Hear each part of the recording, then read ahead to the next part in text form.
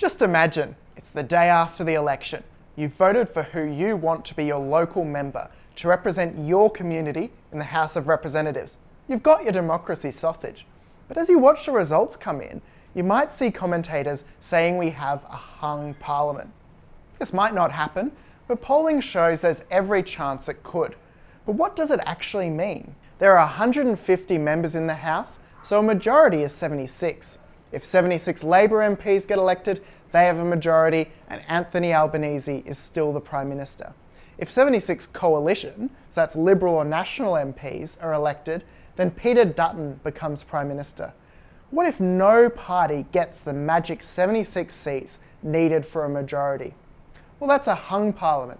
Whoever wants to be Prime Minister has to keep the confidence, basically not lose the support, of a majority of MPs, including independents and MPs from minor parties. The Prime Minister in that case would lead what's called a minority government, or, if there are formal extensive commitments, a coalition government, like the coalition between the Liberals and Nationals.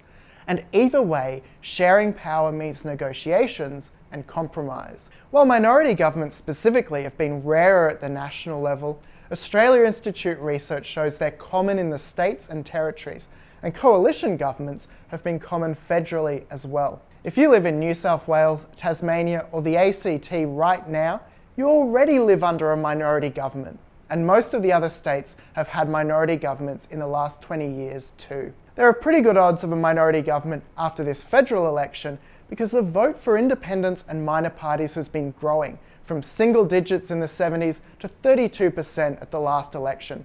That's almost 1 in 3 voting outside the major parties. So is there anything to fear from a hung parliament and a power-sharing government? Journalist Rachel Withers suggests yes, if you're a fossil fuel, alcohol or gambling company. We know the big polluters are scared of minority government because they've said so. Gas export companies say a minority government would be a nightmare and a quiet menace. The coal lobby says democratically elected independents would be vested interests funded by big renewables. Talk about projecting. Meanwhile, the gambling and alcohol lobby is funding both the government and the opposition in seats where the major parties are threatened by independent candidates. But despite all the fear-mongering about them, we actually know that minority governments can be successful.